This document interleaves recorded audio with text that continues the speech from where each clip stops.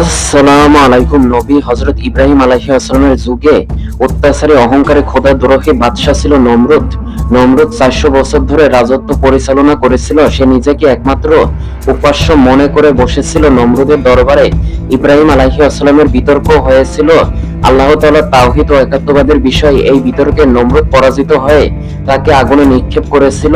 ইব্রাহিম আলাইহিস সালাম যখন নমরুদের রাজ দরবারে গেলেন, তখন নমরুদ তাকে জিজ্ঞাসা করলো, বলো তোমার উপাস্য কে? নমরুদ ভেবেছিল ইব্রাহিম তাকেই উপাস্য বলে স্বীকার করবে, কিন্তু নির্বাক কণ্ঠে ইব্রাহিম জবাব দিলেন, আমার পালনকর্তা তিনি, যিনি মানুষকে বাঁচানো মারেন। মোটা বুদ্ধি নমরুদ বলল, আমিও বাঁচাই ও মারি, অর্থাৎ মৃত্যুর দণ্ড প্রাপ্ত আসামিকে খালাস দিয়ে মানুষকে বাঁচাতে পারে, আবার খালাসের আসামিকে মৃত্যুর দণ্ড দিতে পারে। এভাবে সে নিজেকে মানুষের বাঁচা মরার মালিক হিসেবে সাব্যস্ত করলো। নবী ইব্রাহিম আলাইহিস সালাম তখন দ্বিতীয় যুক্তি পেশ করে বললেন, আমার আল্লাহ সূর্যকে পূর্ব দিক থেকে উদিত করেন, আপনি তাকে পশ্চিম দিক থেকে উদিত করুন। ইব্রাহিম আলাইহিস সালামের এই চ্যালেঞ্জের কথা শুনে নমরুদ হতবুদ্ধি হয়ে গেল, কিন্তু সে নিজের এই প্রকাশ্য পরাজয় কোনোভাবে মেনে নিতে পারছিল না।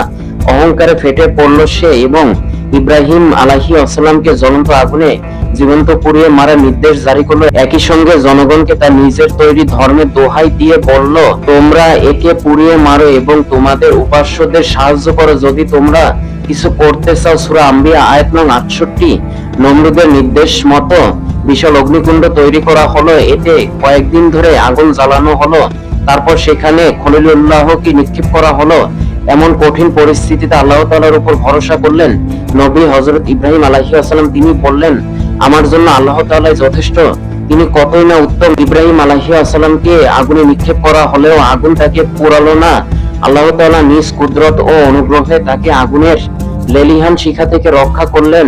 তিনি আগুনকে শীতল হওয়ার আদেশ দিলেন, ফলে জ্বলন্ত অগ্নিকুণ্ড ইব্রাহিম আলাইহিস সালামের জন্য আরামদায়ক পরিবেশে পরিণত হলো। পবিত্র কোরআনে আল্লাহ তাআলা নির্দেশের বিষয়টি উঠে এসেছে এভাবে, হে আগুন ঠান্ডা হয়ে যাও,